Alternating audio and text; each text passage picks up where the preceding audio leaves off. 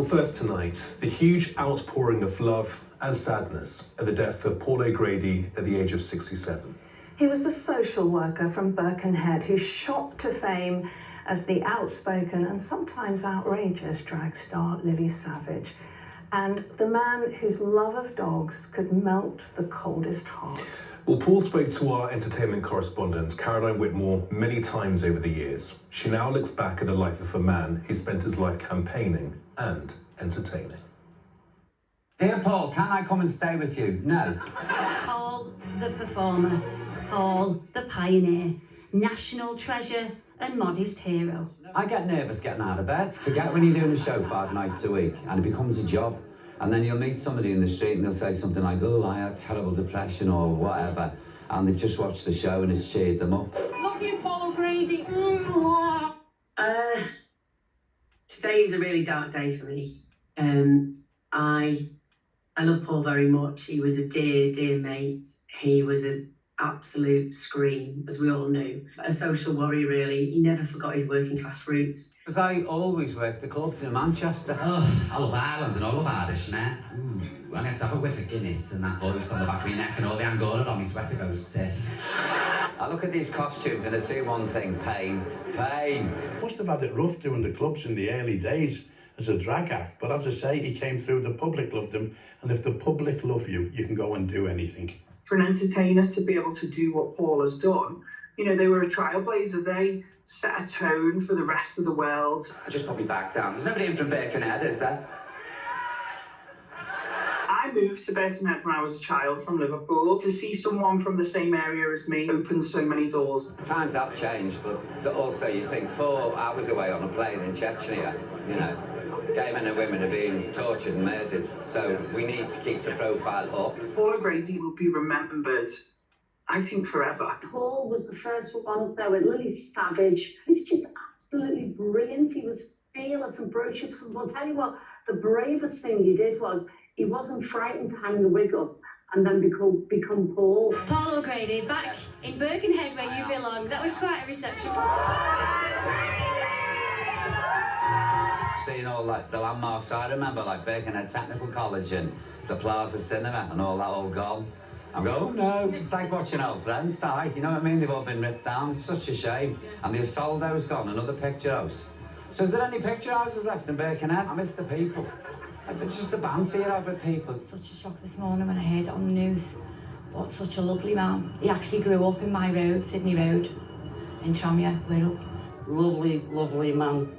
Whatever he done good for the community. A representative of Birkenhead, the Wirral, and yeah, he done us proud.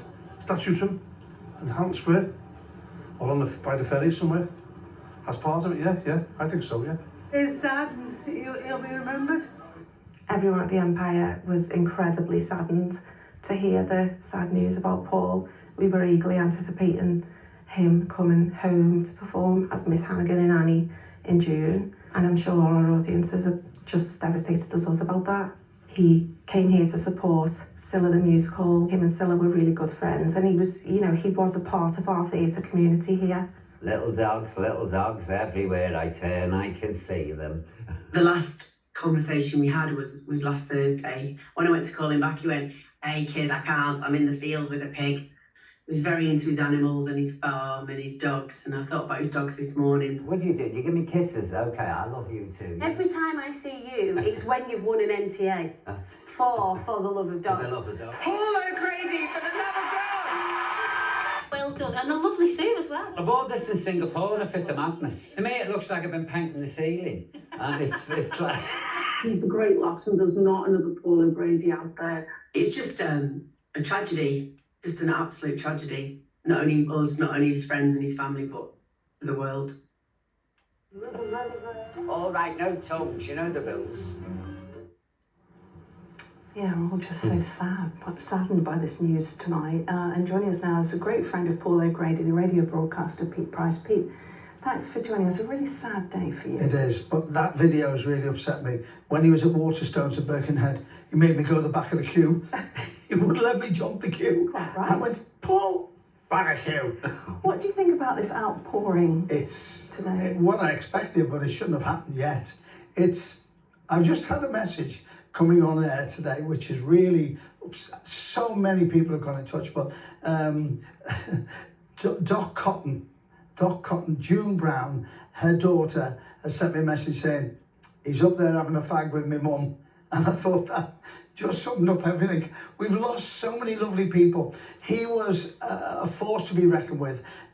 Lily Savage became this icon, and Lily was his family and people he met on when he was working in the social and working for social housing and everything else he did. And it was amazing what happened there. And he knew when to hang the dress up. He knew when to hang the dress up. And this is to you, this picture. Yes. You see what it says? I've just read it now. One slapper to another slapper. Wicked sense of humour. Let's talk about Lily Savage. A great character, sometimes outrageous, but never offensive. Sometimes offensive. never publicly. No, Lily was everything. Everybody you've ever met. When the dress went on, Lily became a monster sometimes, and fabulous. I always remember when they came to the Empire, and this isn't the story I was going to tell you before. When I went to the Empire, Sonia was playing his daughter, and Paul didn't like surprises. He didn't like surprises, so he wanted to know what was going on. And Murphy, his lovely friend, his ex-boyfriend who died years ago, knew about it. So Sonia goes on and says, I found my dad. What do you mean you found your dad? Your dad doesn't exist, your dad. And he was, you could see his face. And Sonia went, my dad's here and he wants to say hello. I walked on the stage, his face was a picture. He picked me up and threw me off the stage and went, you think I'd sleep with him? And threw me off. That's not your dad. And that was him. It was just wild. The two of you went back a long way. He was a naturally funny guy, wasn't he? Yeah, the first time I ever met him was ridiculous. In a clothes shop in Birkenhead called The Gearbox, and he was buying a Ben Sherman shirt. He was a kid, he wasn't, it was weird. I was there buying, he was buying a shirt.